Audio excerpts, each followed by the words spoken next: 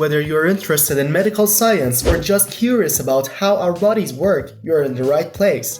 In this video, we'll explore how blood typing works and walk you through the essential steps of this important procedure. So let's start.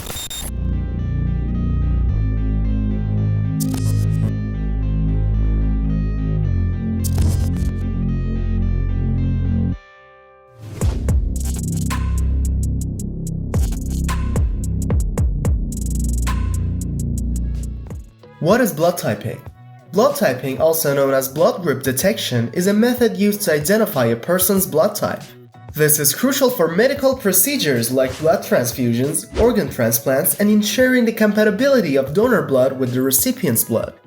The blood group system, which includes ABO and RHD, is determined by the presence or absence of specific antigens on the surface of red blood cells. Before we get into the steps of blood typing, let's briefly discuss the two most common blood group systems, ABO and RHD. ABO blood group system.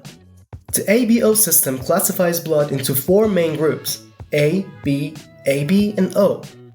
These classifications are based on the presence or absence of two antigens, A and B, on the surface of red blood cells. RHD blood group system. The Rh system, also known as the Rh factor, categorizes blood as either Rh positive or Rh negative, depending on the presence of the Rh antigen.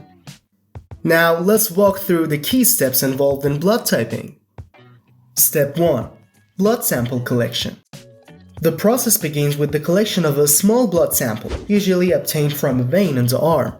The sample is carefully handled to prevent contamination. Step 2. Preparing reagents.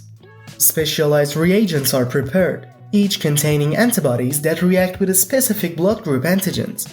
For ABO typing, we need anti-A and anti-B antibodies, while RHD typing requires anti-D antibodies. Step 3. Mixing blood sample with reagents. A drop of the blood sample is mixed with each of the appropriate reagents separately.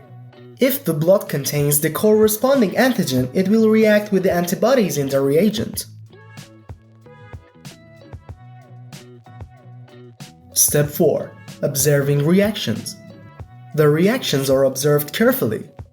If clumping or agglutination occurs when the blood sample is mixed with the reagent, it indicates the presence of the respective antigen.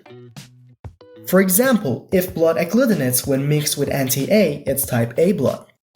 Step 5. Interpretation. Based on the reactions observed, the blood type is determined.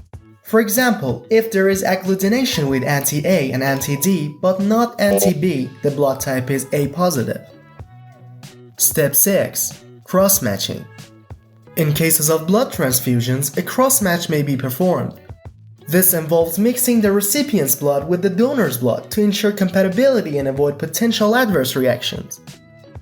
In conclusion, blood typing plays a crucial role in medical treatments, whether it's matching blood for a transfusion or ensuring compatibility for an organ transplant. Knowing blood types is essential for saving lives. I hope you found this explanation of blood typing informative and interesting. If you enjoyed this video, please don't forget to like and subscribe to Microscopic Galaxy for more exciting content on science and health. If you have any questions or topics you'd like us to explore in the future, please leave them in the comment section below. Thanks for watching, and we'll see you in the next video.